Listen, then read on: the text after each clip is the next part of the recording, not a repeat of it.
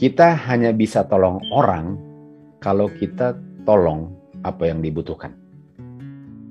Jangan demi tolong, saya tolong padahal itulah yang terakhir yang kita perlu lakukan karena kebutuhannya tidak ditolong. Dan itu berdasarkan perasaan self-pity dan takut dan sebagainya. Jadi nanti dia bilang saya nggak peduli. Nanti dia bilang saya nggak mau tolong. Nah, orang bisa memanipulasi saya punya perasaan yang lemah ini sehingga saya terjebak untuk menolong. Padahal saya nggak tolong karena bukan itu persoalan yang terbesarnya. Ke Kisah 16 ayat 33:1. What must I do to be safe? Apa yang saya perlu lakukan untuk saya bisa diselamatkan? Pertanyaan mantap nggak itu, guys? Wih, mantap. Mantap. Tuhan Yesus bilang apa? Believe on the Lord Jesus Christ and thou shalt be safe. Percayalah akan Yohanes 3 ayat 16. Dan kamu akan diselamatkan. Jadi kalau saya nggak mau percaya,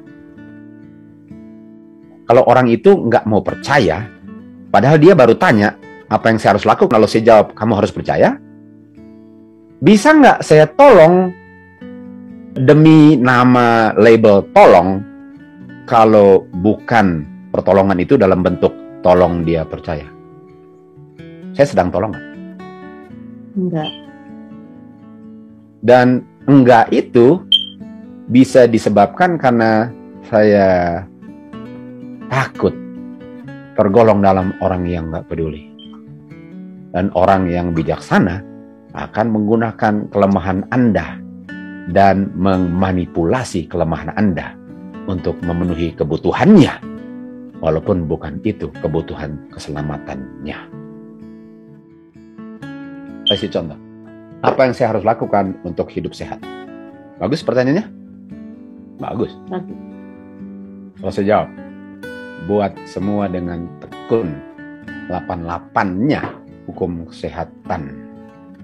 Bagus jawabannya? Bagus.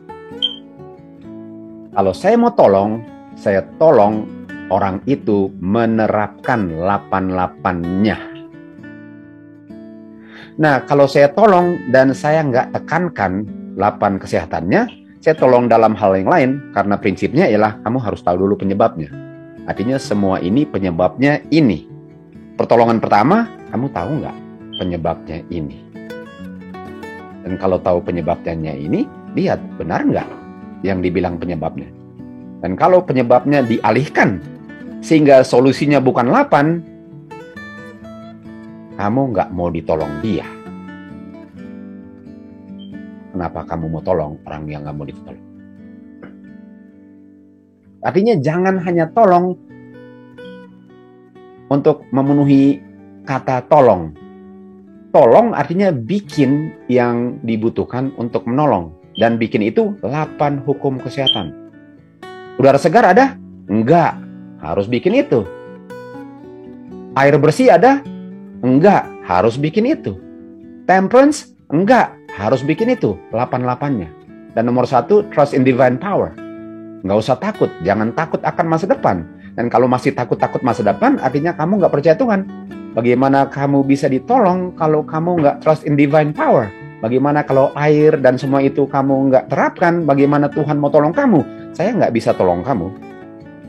Karena yang saya mau gunakan sebagai bisa menolong kamu, kamu tolak. Sehingga saya nggak bisa tolong kamu.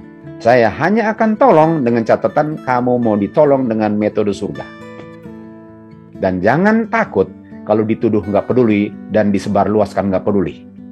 Yang penting Tuhan peduli.